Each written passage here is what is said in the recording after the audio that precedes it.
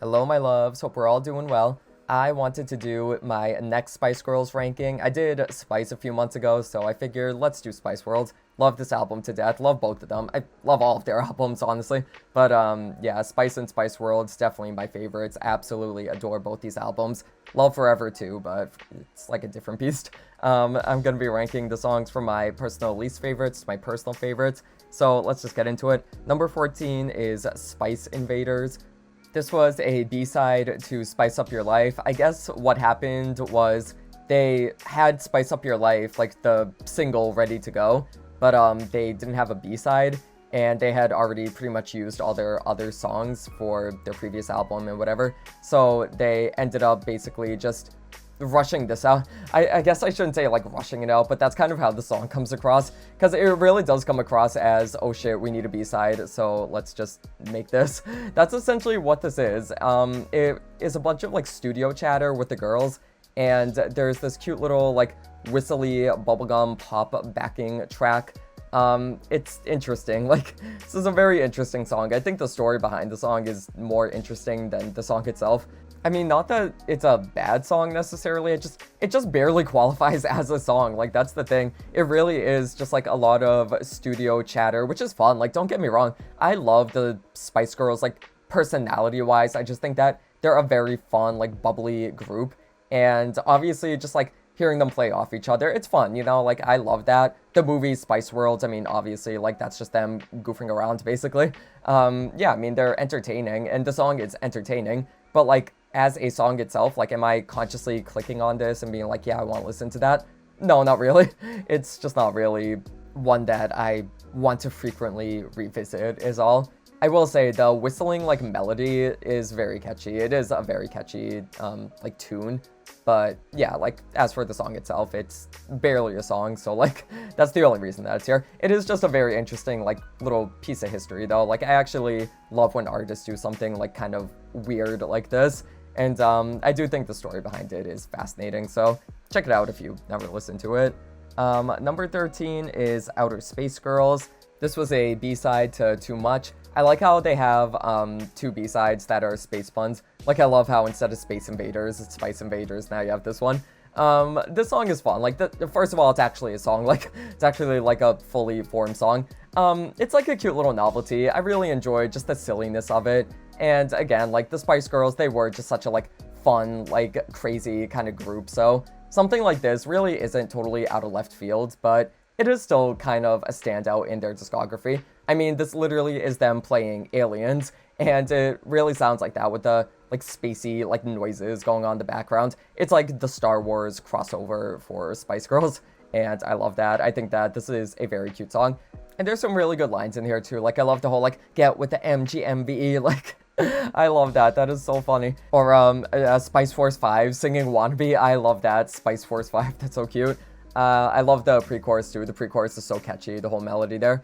But yeah, like, I like the song, but it's kind of like a novelty song. Not one that I revisit a lot, but definitely still one worth checking out. Probably one of their more obscure cuts since it was a B-side, but still a really good one. Still a fun time.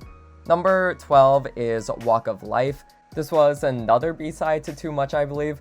This song is fun. This song is very like jazzy, I guess. Like, it's definitely different from a lot of this album. I feel like a lot of this album was, you know, more like big like pop dancey kind of moments. This one is definitely more of a low-key kind of like understated thing. It's very like piano and like trumpet heavy, I guess. It sounds like a big bandy kind of song. Like, I feel like I would hear this in like a jazz lounge or something. It is very catchy. I love the whole London town is walking.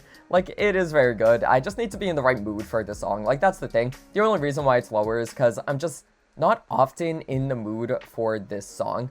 If I'm listening to Spice Girls, I'm more often than not listening to, you know, like dance and like have fun. This really isn't that type of song, but that's not to say that it's bad at all. Like, I actually do think the Spice Girls do sort of more understated songs like this very well. It's just not necessarily the reason why I listen to them, even though they still kill it. Like, this is still a great song. It's just not really one that I go back to a ton. But again, still definitely worth checking out. It is totally, like, the most British, like, Spice Girls song, or it's, like, one of the most British Spice Girls songs. Like, I feel like this definitely has, like, the soul of the UK in it. Like, it just sounds like Britain, if that makes any sense. Number 11, speaking of, is The Ladies of Vamp. I feel like this one is also very, like, quintessentially British sounding. I don't know, there's something about, like, the brassy, kind of, like, jazzy instrumentation, again, that just makes me think of, like, old Britain for some reason. I don't know, maybe I just am being too stereotypical right now. This song is really fun. I like how it's basically...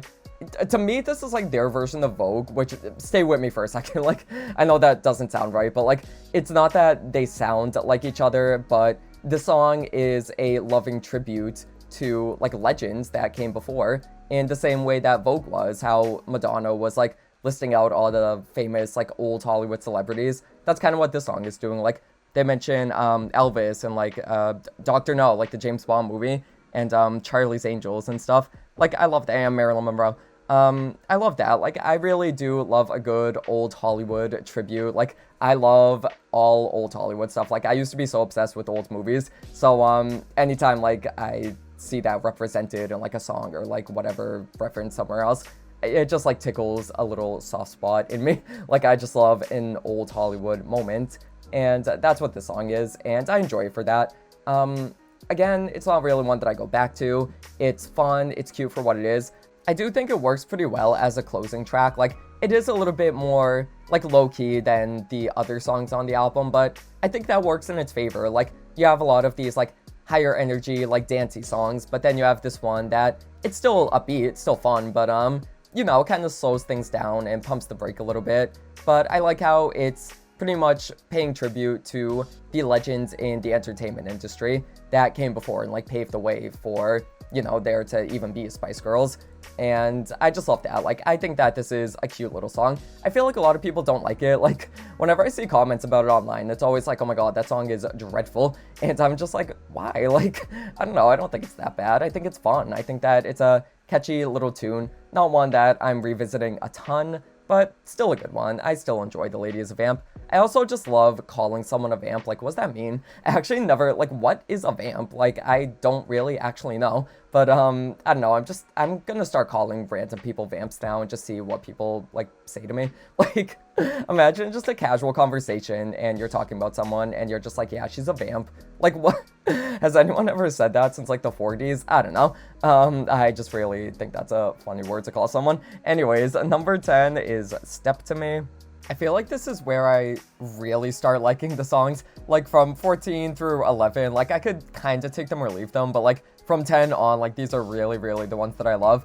A Step to Me, the song is so much fun. Like, this is so, like, funky and, like, groovy. I just really love, like, how there's so many, like, parts of the song that work. Like, I love the really pretty, like, twinkly pre-chorus.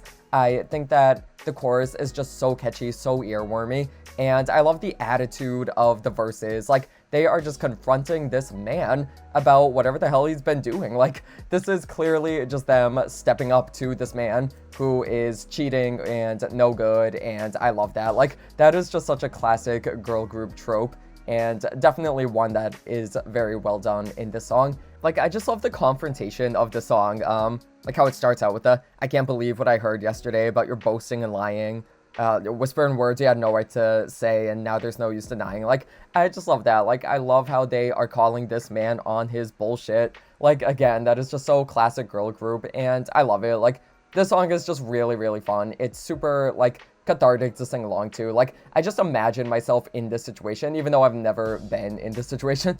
Like, I just love singing the song and imagining that my boyfriend who doesn't exist is cheating on me with some other guy that doesn't exist. Like, I love that. I just really, really enjoy Step to Me. It's so catchy. Like, this is really such an earworm chorus. The whole, like, step to me, let me take you for a ride. Like, how can you just not get it in your head? Like, just such a good hook, such a great track. Number 9 is Move Over. The song is so anthemic. I love it for that. It just sounds grand. It sounds big. It feels like it should be played at sporting events for some reason. Like, I just really picture that. It's like a arena rock kind of song. I love it. I love the grandness, and I love, like, the kind of, like, rapped verses and just how fast-paced the song is. And then they come in with the pre-chorus with the whole, like, take the heat, feel the flow. Like, I love that. and then you just have like that huge like shout along chorus that is just so much fun. Like the whole move over, yeah, don't do it over. Like it is just so much fun. Like how can you not just bop along to that? And then the whole like Generation Next, Generation X. I love that. It's just like so much fun. I feel like Generation X is so underrated. Like, can I just say right now, like I'm Gen Z, but like I feel like Generation X is actually the best generation and no one talks about it. Like so much of like the best media, especially from the 90s, like all of that, that was all Gen X. Like that was all made by Gen X. And like Spice Girls, obviously they're Generation X. It's just like I feel like they made so much and they're just never in the conversation, you know? I feel like a lot of online discourse is about like baby boomers and millennials and Gen Z, but like Generation X, they're like right there. How come no one talks about them? I don't know. Generation X, you are the best generation. Like I'm just gonna say that right now. Y'all deserve your flowers. And luckily you have a great Spice World song as your anthem. Number 8 is Spice Up Your Life. I love this song. It is my least favorite single from this album, but that doesn't mean anything because I just love every song here. Spice Up Your Life, like this is just a classic. I mean, there's really nothing else that you could say. Like this is just such a bop. I mean, everything from like the kind of like Latin production with all like la la las, like I love that. There's just such a like energy throughout the entire song. I love how they just all sing in unison. I don't know, like in the verses, I mean, they just sound like they're all together. They sound like they're this united front and they are coming to spice up your life. Like, I just love that. And then I love the little screaming of like the colors of the world, spice up your life. Like, I love that. This is just such a fun, like kind of call and response song, I guess. Yeah, like this is just a classic and there's really nothing else to say. Like if you want to spice up your life, you need to listen to Spice Up Your Life. Like it is one of the best party songs from the 90s and definitely one that holds up today. Number 7 is Denying. Denying was always a funny one to me because I feel like it low-key sounds like it could have been on their first album. I feel like their first album kind of ventured a little bit more into like R&B a little bit. And this song to me is like that. Like this one is a little R&B inspired. It's a little bit more laid back and I love it for that reason. I just think that this is such a cool, like chill bop. And I think that it's sexy, it's kind of like sensual. And that's why I really like used to play this one out. I like the clever songwriting. Like I like the whole you think you're quick, but I like to see you keep up with me. You think you're slick, but I like to see you pull a trick on me. Like I love that. I love how they are challenging this man to like go there, you know? Like I just really enjoy that. Again, it's very like girl power. Like that's all what the Spice Girls were about. And you could sense that through the song. Like there is a confidence to it and there is like this boldness to it. And I just love that. Like, again, I love a good confronting a man song and that's what Denying is. And also it just helps that it is so catchy. Like incredibly catchy. Just a very, very well done pop song. Number 6 is Come On and Do It. Oh my god, I love this song. Like, this song is just such a summertime bop to me. I keep this on my summer playlist because to me, like, this song is the summer. Like, it just sounds like the summer. It sounds sunny. It sounds fun. It sounds like it's just a vibe. Like, it's just a vibe. Like, this is just a laying by the pool vibe. It sounds so 90s. Like, it is very, very much this era of teen pop, which I love. I've said many, many times before. Like, I just love this time in music. And that's what this song just sounds like. Like, it is so quintessential to that time. I really love the lyrics. To me, the way that I always read the song is they're saying, like in the first verse, how they're saying, like, do what your mama said, I will not be told. Keep your mouth shut, keep your legs shut, get back in your place. Blameless, shameless damsel in disgrace.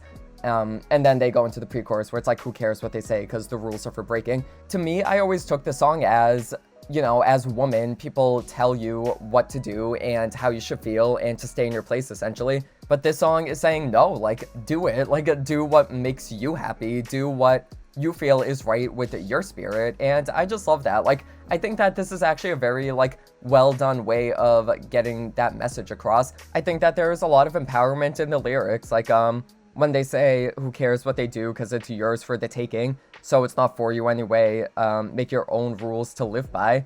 I love that. And then I love the bridge where they're saying, like, you might do the wrong thing for the right reasons. Don't just do the right thing to be pleasing. Like, I love that. To me, that's them saying, like, don't just do what other people want you to do, like, do what feels right for you. And I just love that. Like, this is just actually a very well done, like, empowerment song. And I feel like I never picked up on that when I was like first listening to this album. But like over the years, I feel like I've kind of really grown to love the message a little bit more, if that makes any sense. Like, I feel like I didn't actually understand what this song totally was saying, and I didn't know that I needed to hear the song, you know? Like, this is one of those songs where it's like, you didn't actually realize how important it was to you until years later. And then I look back and I'm just like, man, this was actually something that like I needed to hear. So yeah, definitely one that I love. It's one that is very special to me, and one that I still listen to this day. And it helps that it's a bop. Like, obviously, again, it is just so catchy. I just absolutely love Do It. Now, the real question is it better than Nelly Furtado's song Do It?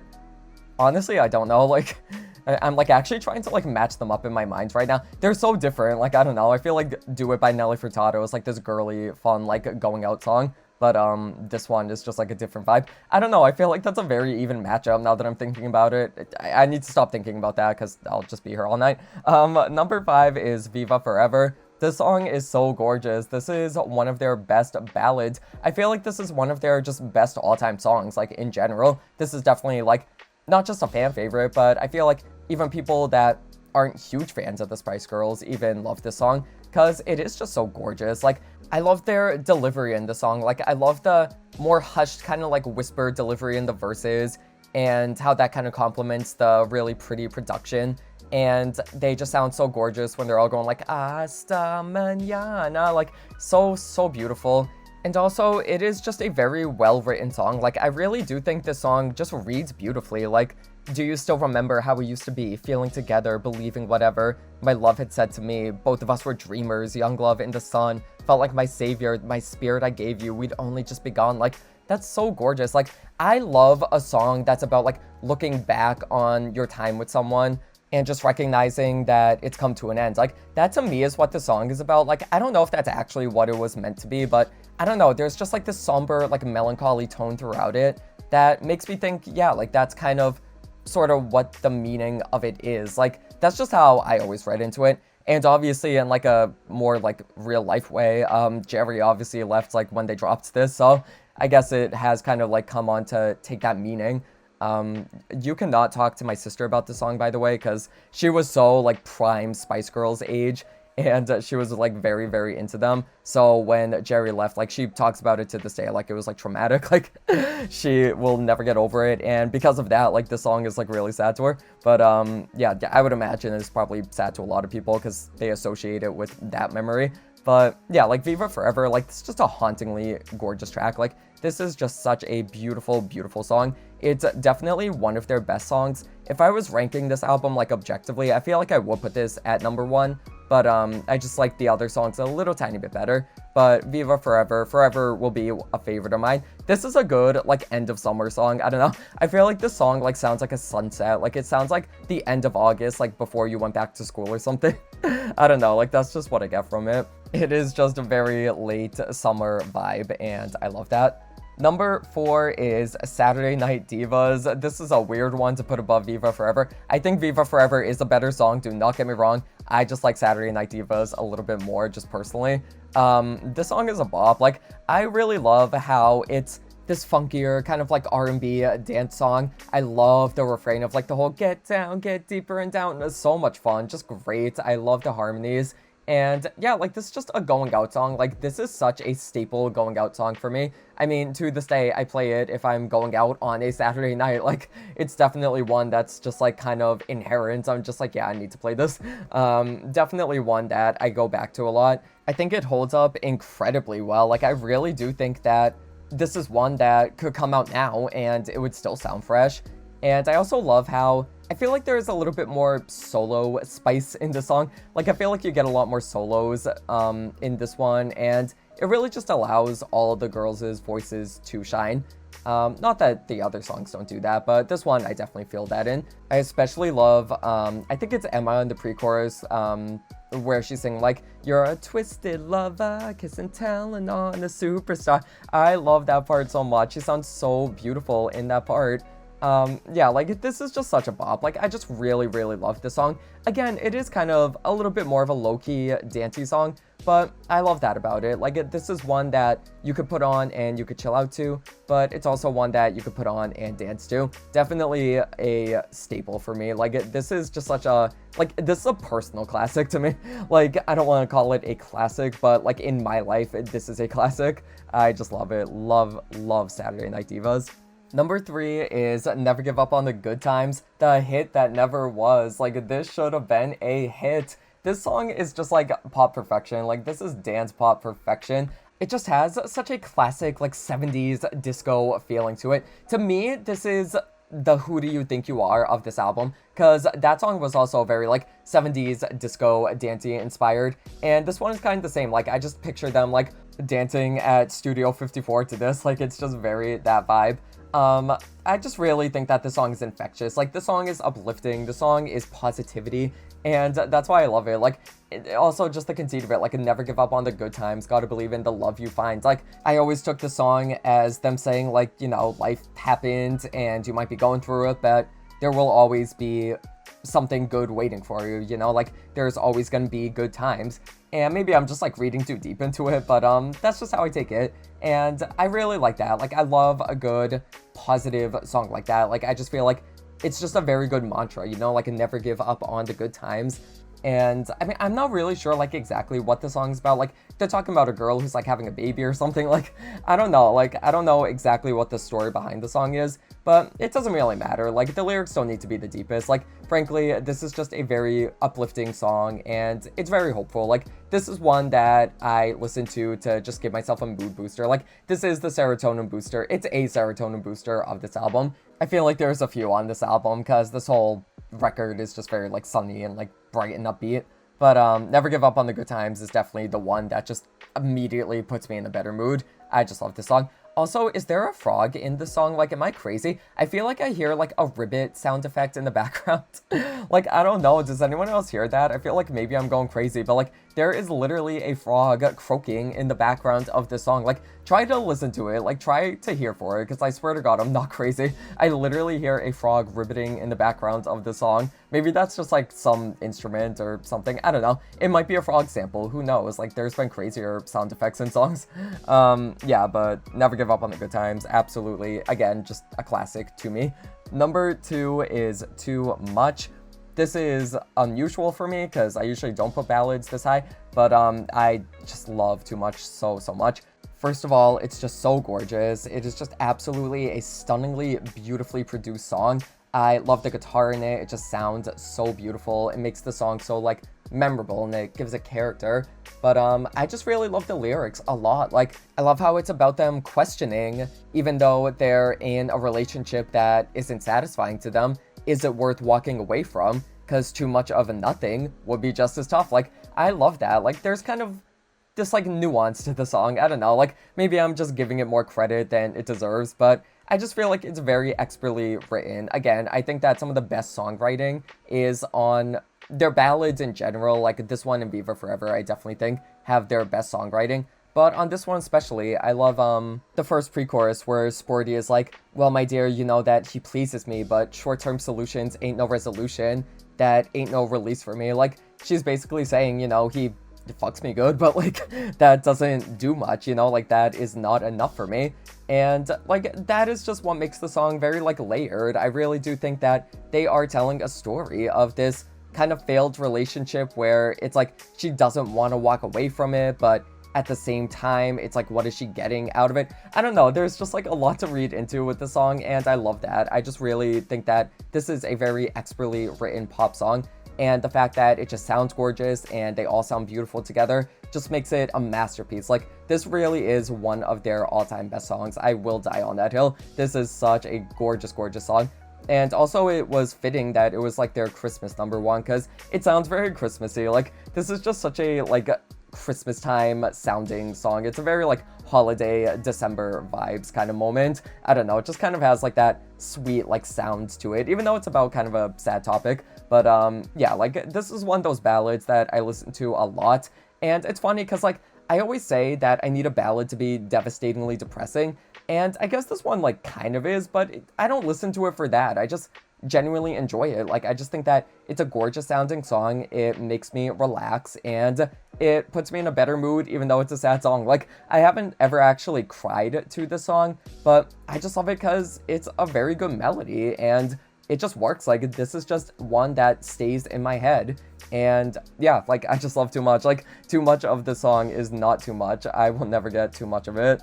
And speaking of a song I will never get too much of, number one is Stop. Oh my god. This is one of the best pop songs ever made, just like straight up. Like, I say that with my full chest. You simply cannot beat this hook. This hook is absurdly catchy. Just the whole stop right now, thank you very much. Like, how can you not dance to that? Like, how can you not dance to it? I just adore this song. I love the 60s, like, Motown influence. It's very of that era, and they bring their own personality to it. Like, they update that sound to sound, like, fresh and modern. And the thing is, like, I still just don't think that the song sounds dated whatsoever. Like, this could come out now, and people would be like, oh my god, like, this is a bop. And for a good reason. Like, this is just such an expertly done pop song. It is so perfectly crafted.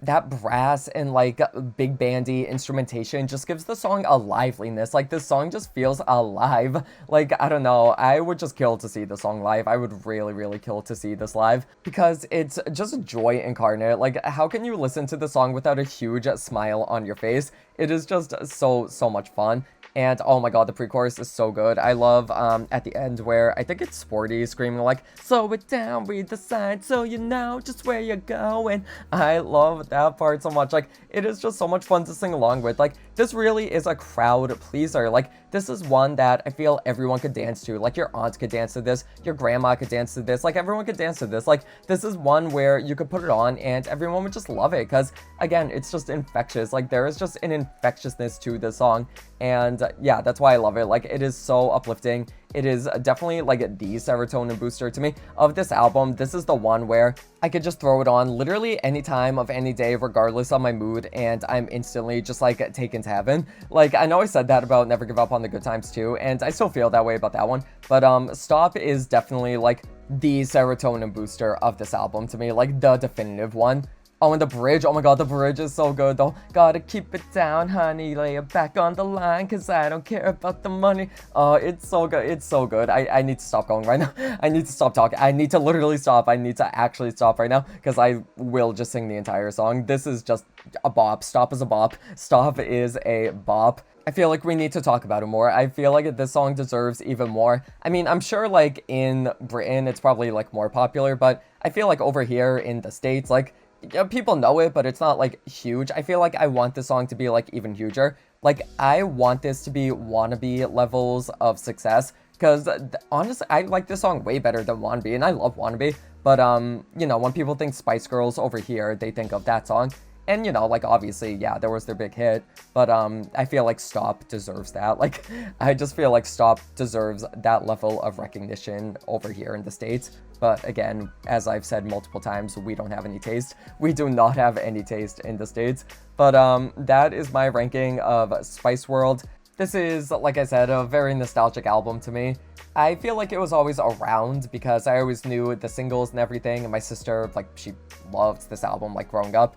But I never got into it until high school, and the rest of the Spice Girls' music, like, I didn't really get into, like, their albums proper until I was, like, a junior, when I was a junior in high school, and, that's why, like, I look back on, like, all of their albums with so much fondness, because it just, like, takes me back to a time, and, like, listening to these songs again, I was like, oh my god, like, it just reminds me of that time, and it takes me back to a place, and I love that. I love when music can do that, and you associate, like, memories with it and everything. Like, I'll just never forget sitting on the bus and listening to Saturday Night Divas in the morning before I had to go to school. Like, you know, it's just, like, the little things like that, where it's, like, it doesn't feel big in the moment, but when you look back on that time, it's like, yeah, these are the things that I remember, as silly as it sounds. But yeah, I love this album, and I feel like it's tied with Spice. Like, I don't know, like, I don't know which one I like better. Spice and Spice World are just so evenly matched to me that like, it's just impossible. Like, I really just don't know. I could say definitively my favorite song from them is Who Do You Think You Are, but I feel like Stop is like number 2, so it's like they're just so good. Like, each album has so many great highlights, and it's just impossible for me to pick a favorite. Like, I just love them both so much. And I love Forever too. Like, I don't want to like keep Forever out of the conversation. I don't like it as much as their first two, but I still love that album. I have a whole video about that one, and I'll definitely do a ranking of it sometime in the future. But yeah, I loved doing this. I love talking about the Spice Girls. They are just such an iconic girl group. It's crazy how big of an impact they made with like such a short discography. Like, literally just their first 2 albums alone like made them legends. Like, isn't it crazy? Like, it is just absolutely insane. And they were only together for a short amount of time, but in that time they made their mark. Like, they really made their mark. It's crazy. And people still know them. Like, I feel like the kids know the Spice Girls, you know? And didn't they just recently have commemorative stamps come out with like all their faces on them? Like, just legends. Like, they are legends. They seriously are. And they deserve to be, because the music was great. Like, the music is so good. This album is so incredible. And yeah, I loved doing this video, if you couldn't tell. So let me know what your guys' favorites from this album are, and I will see you in the next one.